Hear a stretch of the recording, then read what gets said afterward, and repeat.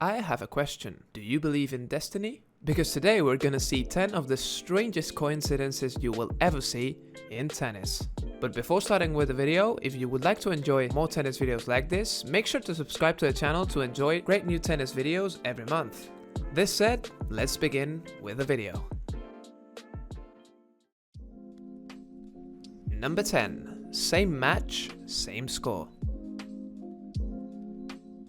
Nadal-Kyrgios has surely been one of the most exciting rivalries we've had in recent years. In 2019 at Wimbledon, they met in the second round in what was surely one of the most anticipated early round matches in Grand Slam tennis history, especially after some comments Kyrgios had on Nadal some months earlier. The match did not disappoint, and Nadal ended up winning in a tight 4-setter 6-3, 3-6, 7-6, 7-6. Now, the curious thing about all of this is that they met again at the Australian Open 2020, this time in the 4th round. Different court, different surface, but probably the same expectations on the match. This time with Kyrgios having the support of his home crowd. And guess what the score was again? Another tight 4-setter, which Nadal took 6-3, 3-6, 7-6, and 7-6. Exactly the same score as their match in Wimbledon. Number 9. Unfortunate interruptions.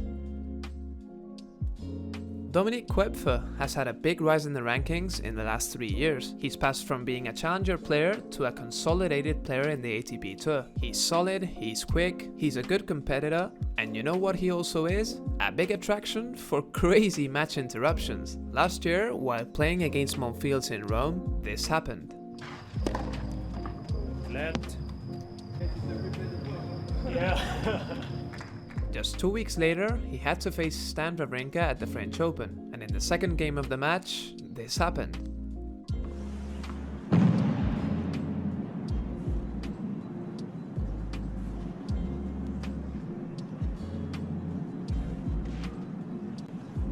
Two crazy match interruptions in 2 weeks, but this is not it. Here comes the craziest of them all. In March of this year, at Acapulco, while playing against Alexander Zverev, this happened.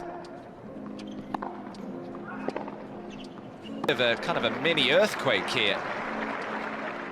A mini earthquake is one of the last things you would expect at a tennis match. So if you're fortunate enough to play against Koepfer for one day, just prepare for the match to be interrupted in the strangest of ways. Number 8. A curious pattern. As you may all know, defeating Nadal at the French Open is probably the most difficult achievement in this sport.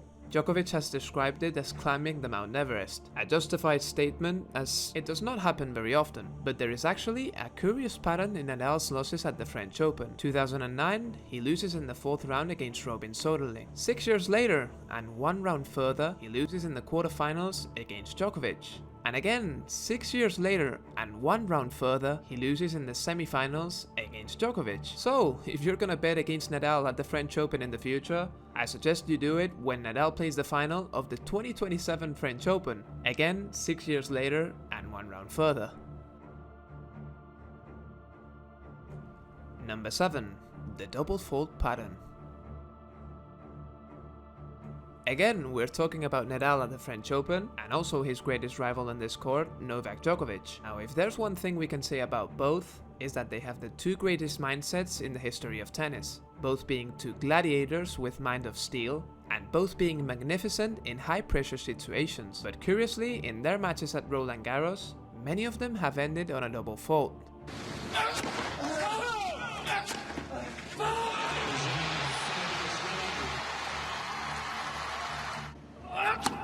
Oh non, oh non, pas Quel ça. dommage, quel dommage. Mais Djokovic. And in the 2020 final, it was not a match point, but again Djokovic in his last service point hit another double fault. Fuera. Si la bola ha entrado, el punto es para Djokovic. No, es mala, es mala. Like I say, this is strange because not many of their almost 60 matches played against each other have ended on a double fault. It must be something of a curse of the Philippe Chatrier court. Number 6. Like father, like son. In 1998, Peter Korda clinched his one and only Grand Slam title at the Australian Open, defeating Marcelo Rios in a one-sided final. 2 years later, his son Sebastian would be born, a son that would actually become a magnificent tennis player, and that would exactly 20 years later, after his father's Australian Open title, he would win the Australian Open's juniors title, something that looks like taken out of a film. Number 5. 14, 15 and 19. And you may be asking yourself, what exactly does this mean? Well, it's the password of my channel, so if anyone wants to steal it... Nah, just kidding. There is actually another curious pattern in recent years, as Federer defeated Andy Roddick in the 2004, 2005 and 2009 Wimbledon finals. Well, guess who was defeated by a same player in the 2014, 2015 and 2019 Wimbledon finals? Yeah, Roger Federer. And the scariest thing of all is that the 2009 and 2019 Wimbledon finals have a huge similarity. They were both 5-set epics that ended up in two of the most heartbreaking losses in tennis history, and the last point of both of them is almost identical.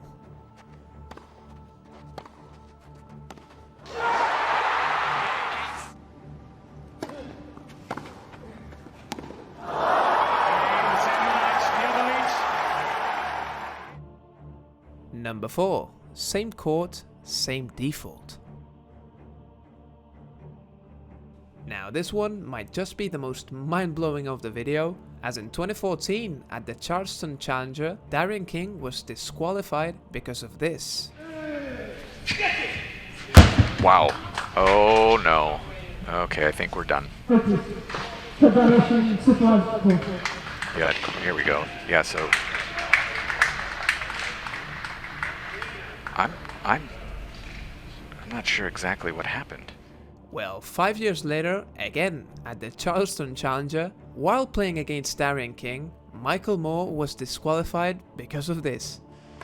I'm not at all surprised that Darian King's thrown his racket and hit someone.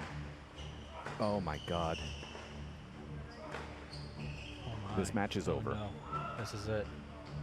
It is obviously ironic that the opponent is Darian King, who was, Had of this course, a few years ago. had this happen a couple years ago. Oh my god.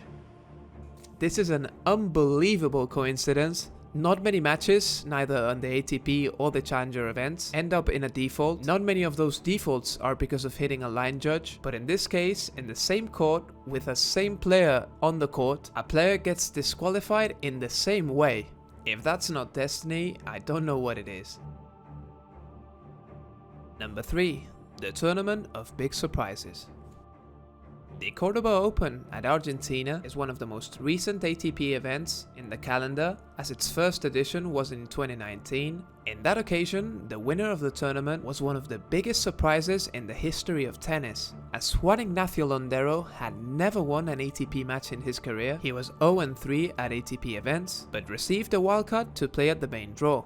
And surprisingly, he went all the way. Let me know if I'm wrong, but this might be the first time a player got his first tour win and his first title in the same event, at least at the Open era. If it isn't one of the first, it surely was one of the few, but here comes the mind-blowing part. 2 years later, in 2021, again the champion of the tournament was a player who had never won an ATP match, as Juan Manuel Cerundolo made his ATP debut and again went all the way. Two of the most improbable runs in tennis history, made at the same event and just 2 years apart. Something absolutely remarkable. Number 2. From ball kid to hero. 2008. A young ball kid shakes Nadal's hand. 9 years later, that same ball kid with a red shirt plays Nadal at that same court and stuns him in front of his home crowd. Another story that looks like taken from a film. Another proof that dreams can come true. Number 1. 20-20-20. Now with this one, you surely know what I'm talking about. The probability of 3 guys having 20 Grand Slams at the same moment of time is something absolutely surreal, and it almost happened in 2020.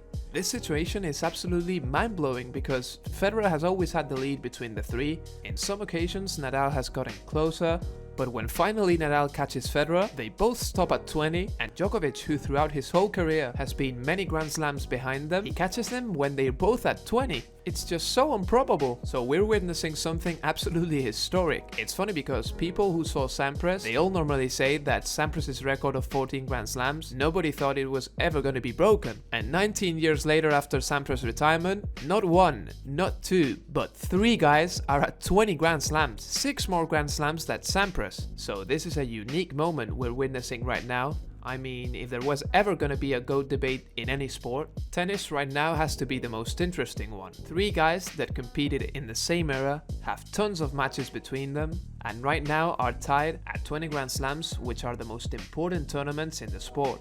Coincidence? Maybe not.